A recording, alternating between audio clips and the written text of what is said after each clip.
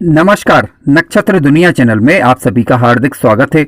मित्रों, आज के वीडियो में हम राहु ग्रह के द्वारा बनने वाले कुछ योगों के विषय में चर्चा करेंगे और उनके फलों को जानेंगे।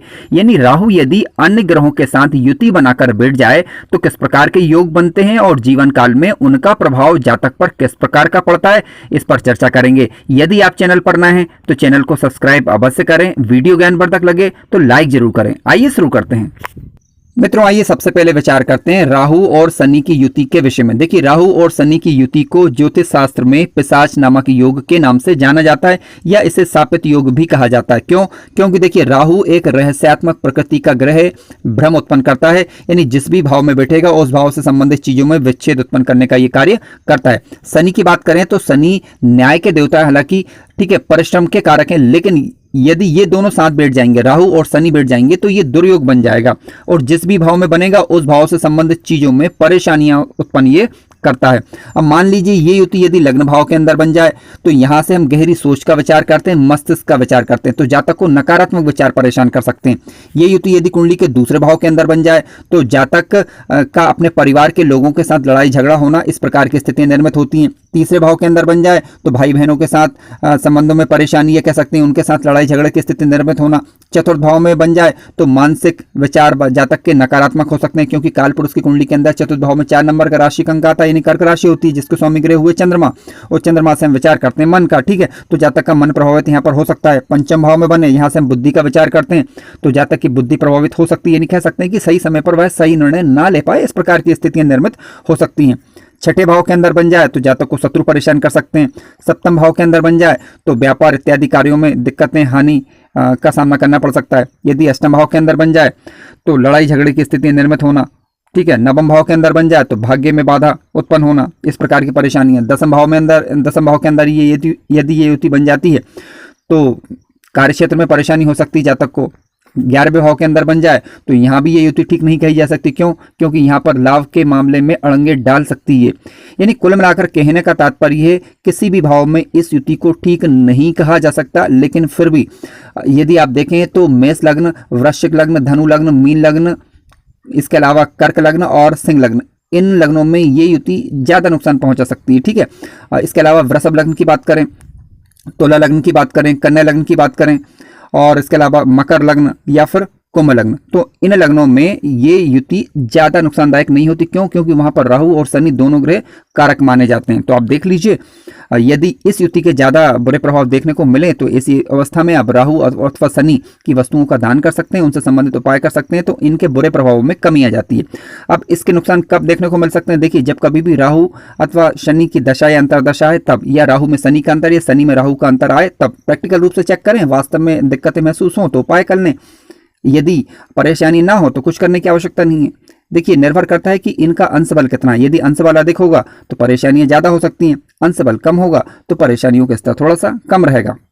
मित्रों, आइए अब बात करते हैं राहु और बुध की युति के विषय में। देखिए, किसी भी लग्न की कुंडली में राहु और बुध एक साथ बैठ जाते हैं किसी भी भाव के अंदर तो जड़ बुद्धि नामक एक दुर्योग का निर्माण होता है। क्या होता है इस युति के कारण? देखिए, जातक सही समय पर सही निर्णय नहीं ले पाता। क्यों? क्योंकि राहु मानसिक भ्रम उत्पन्न करते हैं, जबकि बुध जो है बुद्धि के कारक हैं, विवेक के कारक हैं, वाणी के कारक हैं।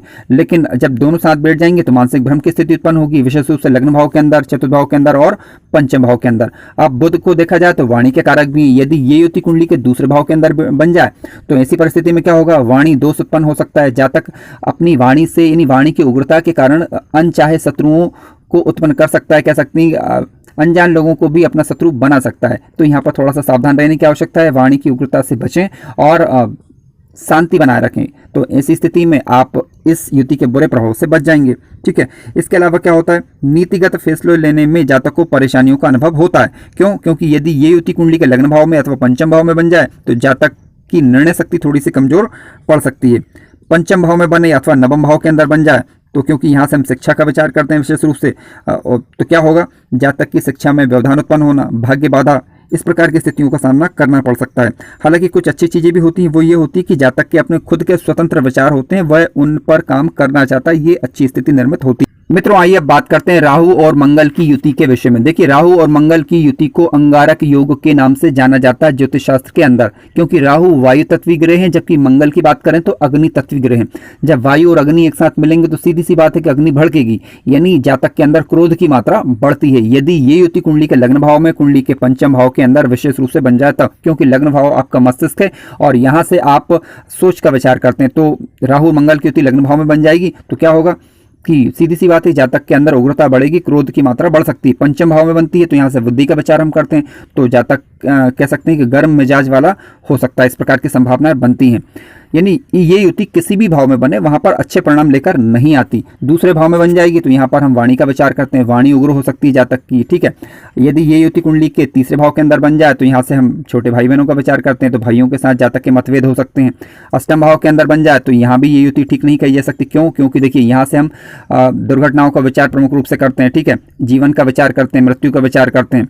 तो जल्दबाजी से जातक को बचना होगा, अन्यथा जल्दबाजी में लिए गए निर्णय के कारण जातक को परेशानियां हो सकती हैं। तो कृपया वाहन सावधानी से चलाएं और जल्दबाजी से बचें, तो इस युति के बुरे प्रभाव में फिर कमी आ जाती है। दसम भाव के अंदर बन जाए तो यहाँ ये कार्य क्षेत्र का भाव है, क्योंकि अब यहाँ पर ये युति बनेगी तो कार्य क्षेत्र में आपको परेशानियों का अनुभव हो सकता है। चाहे नौकरी करें या व्यापार करें, तो अपने सहकर्मियों के साथ आप थोड़ी सी शांति बनाए रखें, अन्यथा लड़ाई झगड़े की स्थितियां निर्मित हो सकती है। यदि सप्तम भाव के अंदर बन जाए तो सीधी सी बात है, दाम्पत्य जीवन में परेशानियों का कारण ही बन सकती है, ठीक है, साझेदारी में दिक्कतें हो सकती हैं। चतुर्थ भाव के अंदर बन जाए तो चतुर्थ भाव आपका घर है, तो यहाँ पर घर के सदस्यों के साथ आपके मतभेद हो सकते हैं। कुल मिलाकर कहने का तात्पर्य है कि ये युति ठीक नहीं कही गई है। आप थोड़ा सा शांति बनाए रखें। जो ग्रह कारक नहीं है उस ग्रह की वस्तुओं का दान आप कर सकते हैं। यदि मंगल ग्रह आकारक बन रहे हैं तो मंगल ग्रह की वस्तुओं का दान करें, यदि राहु ग्रह आकारक बन रहे हैं तो राहु ग्रह की वस्तुओं का दान करें। तो ऐसी परिस्थिति में बुरे प्रभाव में कमी आ जाती है। मित्रों, आइए बात करते हैं राहु और चंद्र की युति के विषय में। देखिए, कुंडली में राहु और चंद्र की युति को भी ठीक नहीं माना गया है, क्योंकि ये ग्रहण योग का निर्माण करती है कुंडली के अंदर। चंद्रमा मन के कारक हैं, माता के कारक हैं, मन के विचारों के कारक हैं चंद्रमा, ठीक है, और घर के सुखों के कारक हैं। राहु की बात करें तो राहु मानसिक भ्रम में, छल कपट धोखा, ठीक है।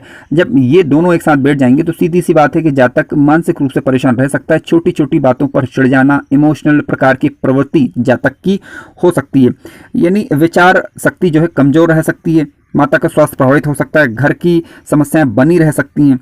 इसके अलावा घबराहट, बेचैनी, अज्ञात भय, ये जातक के मन में व्याप्त रह सकते हैं। इस प्रकार की एक संभावना बनती है। संभावना इसलिए, देखिए, कंफर्म नहीं कर सकते हम। कंफर्म करने के लिए कुंडली विश्लेषण जरूरी है। वहां पर हमें चेक करना होता है कि राहु और चंद्र का बल कितना है, ठीक है, इनके मध्य डिस्टेंस कितना है। इसके अलावा किसी अशुभ ग्रह का प्रभाव है या शुभ ग्रह का प्रभाव, ये भी देखना होता है हमें, ठीक है। किस भाव के अंदर ये युति बन रही है उसका भी अपना प्रभाव होता है। कुछ भाव मैंने लिए जैसे लग्न भाव। अब लग्न भाव के अंदर ये युति बनेगी तो सीधी सी बात है कि जातक का मस्तिष्क प्रभावित होगा, सोच प्रभावित होगी। चतुर्थ भाव के अंदर बनेगी तो घर की समस्याएं देखी जाती हैं यहाँ से, तो ये प्रभावित करेंगी घर को। इसके अलावा पंचम भाव की बात करें तो बुद्धि का विचार करते हैं, तो सीधी सी बात है कि जातक की बुद्धि प्रभावित हो सकती है। यहाँ पर छठे, आठवें या 12वें भाव में भी ये युति ठीक नहीं कही जा सकती। अज्ञात भय बना रहना, समझ नहीं पाता है जातक कि क्या करना क्या नहीं करना, इस प्रकार की स्थितियां निर्मित होती हैं। यदि ये युति आपकी कुंडली के अंदर बन रही है और बुरे प्रभाव देखने को मिले, तब आप सोमवार को भगवान शिव को दुग्ध मिश्रित जल से उनका अभिषेक करें। ओम नमः शिवाय का आप जप कर सकते हैं। प्रतिदिन ओम का गुंजन करें, इससे राहु जनित समस्त बुरे प्रभावों में कमी आ जाती है। आइए अब बात करते हैं राहु और सूर्य की युति के विषय में। देखिए, ज्योतिष शास्त्र में राहु और सूर्य की युति को भी ठीक नहीं कहा जा सकता, क्योंकि ये ग्रहण योग का निर्माण कुंडली के अंदर करती है। अब ये युति किसी भी भाव के अंदर क्यों ना बने। देखिए, सूर्य मान सम्मान के कारक हैं, पिता के कारक हैं, आत्मबल के कारक हैं, आत्मविश्वास के कारक हैं। राहु और सूर्य जब एक साथ बैठेंगे तो ग्रहण योग के कारण जातक के आत्मसम्मान में कमी, आत्मविश्वास में कमी, पिता पुत्र के बीच मतभेद की स्थिति उत्पन्न होना, आरोग्यता में दिक्कतें आना, कह सकते हैं कि जातक का स्वास्थ्य प्रभावित हो सकता है। इस प्रकार की स्थितियां भी निर्मित हो सकती हैं। हड्डियों से संबंधित परेशानियां जातक को हो सकती हैं। यानी किसी भी भाव के अंदर ये युति बने ठीक नहीं कही जा सकती। ध्यान रखें, यदि राहु और सूर्य की युति के कारण आपको ठीक रिजल्ट ना मिल रहे हों, बुरे प्रभाव देखने को मिल रहे हों, तो ऐसी परिस्थिति में आप कम से कम रविवार को आदित्य हृदय स्तोत्र का पाठ करें और प्रतिदिन भगवान सूर्य को जल से अर्घ्य दें। ऐसी स्थिति में ग्रहण योग के बुरे प्रभावों में कमी आती है। राहु से संबंधित वस्तुओं का आप दान कर सकते हैं और भगवान सूर्य की आराधना कर सकते हैं, जिससे राहु जनित बुरे प्रभावों में कमी देखने को मिलेगी और ये युति फिर कम प्रभावकारी होगी, यानी इसके दुष्परिणामों में कमी आ जाएगी। मित्रों आइए अब बात करते हैं राहु और शुक्र की युति के विषय में। देखिए, राहु और शुक्र की युति को ज्योतिष शास्त्र में लंपट योग के नाम से जाना जाता है। ये युति भी ठीक नहीं कही जा सकती, क्योंकि ये युति जातक को बुरी संगत की तरफ ले जाती है, बुरे मार्गों की तरफ ले जाती है। ठीक है, यानी गलत आदतों का शिकार जातक हो सकता है, विपरीत के प्रति आकर्षित होना गैर जरूरी ढंग से। इसके अलावा बदनामी का कारण भी ये युति बन सकती है। एक्स्ट्रा मैरिटल अफेयर्स वाले मामले हों या वैवाहिक परेशानी हो, इनमें ये युति ज़्यादा नुकसानदायक हो सकती है, विशेष रूप से यदि ये 6वें भाव में, 8वें भाव में, 10वें भाव में अथवा 12वें भाव में बन जाए अथवा 7वें भाव के अंदर बन जाए, तो यहाँ पर ये युति ठीक नहीं मानी जा सकती। किसी भी भाव के अंदर बन जाए ये युति के, इस युति के प्रभाव ठीक नहीं कहे जा सकते। लेकिन बुरे प्रभाव किस हद तक प्रभाव भी होंगे, इसे देखने के लिए आप ये देखें कि दोनों ग्रहों का अंशात्मक रूप से बल कितना है। पहली चीज, इनके मध्य डिग्री वाइज अंतर कितना है। यदि डिग्री वाइज अंतर ज़्यादा हुआ, यानी 10 डिग्री या 15 डिग्री से ज़्यादा का अंतर हुआ, तो युति का प्रभाव कम होता है। 10 डिग्री से कम का हुआ तो युति का प्रभाव ज़्यादा होगा। ऐसी परिस्थिति में आप राहु से संबंधित चीज़ों का दान कर सकते हैं, तो इस युति के बुरे प्रभाव में कमी आ जाती है। यदि किसी शुभ ग्रह का प्रभाव इस युति पर पड़ जाए, तब भी बुरे प्रभावों में कमी आती है। मित्रों आइए बात करते हैं राहु और गुरु की युति के विषय में। देखिए, राहु और गुरु दोनों एक अलग अलग प्रकृति के ग्रह हैं। गुरु ज्ञान के कारक हैं, शिक्षा के कारक हैं, धर्म के कारक हैं, मांगलिक कार्यों के कारक हैं। राहु की बात करें तो छल, प्रपंच, ठीक है, कपट इत्यादि चीजों के ये कारक हैं। राहु गुरु जब दोनों एक साथ बैठेंगे तो चांडाल योग का निर्माण कुंडली के अंदर करते हैं। होता क्या है, देखिए, नेगेटिविटी जातक के अंदर हो सकती है। गुरु से संबंधित जितनी भी शुभ चीजें हैं उनमें कहीं ना कहीं कमी देखने को मिल सकती है। ज्ञान प्राप्ति में बाधाओं का सामना जातक को करना पड़ सकता है। वैवाहिक परेशानियां, भाग्य में दिक्कत, संतान से मतभेद या संतान होने में दिक्कत, या संतान हो गई तो संतान के साथ मतभेद, इस प्रकार की परिस्थितियां उत्पन्न होती है। मान सम्मान में कमी महसूस होना, ज्ञान में दोष, पढ़ी हुई शिक्षा का लाभ ना ले पाना, इस प्रकार की स्थितियां निर्मित होती हैं यदि राहु और गुरु एक साथ बैठ जाएं। लेकिन फिर भी जिस ग्रह का अंश बल ज्यादा होगा उसका प्रभाव अधिक होगा। यदि राहु और गुरु की युति बन रही है तो आप देखें कि लग्न कौन सा है। मेष लग्न है, कर्क लग्न है, सिंह लग्न है, वृश्चिक लग्न है, धनु लग्न है या मीन लग्न है, तो इन लग्नों में आप राहु की वस्तुओं को दान कर सकते हैं। ठीक है, यानी कुल मिलाकर कहने का तात्पर्य है कि बुरे ग्रह की वस्तुओं का दान करने से बुरे प्रभाव में कमी आ जाती है। अब इसका मतलब ये नहीं कि राहु और गुरु की युति बनेगी तो हमेशा बुरे प्रभाव मिलेंगे, ऐसा बिल्कुल नहीं है। लेकिन कहीं ना कहीं थोड़ी बहुत दिक्कतें उत्पन्न करते हैं, यानी ठीक नहीं कहा जा सकता। क्योंकि राहु और गुरु जब साथ बैठेंगे तो राहु के बुरे प्रभावों में गुरु की वजह से कमी अवश्य आ जाती है। मित्रों, वीडियो ज्ञानवर्धक लगा हो तो लाइक जरूर करें, चैनल पर नए हो तो सब्सक्राइब भी करें। धन्यवाद।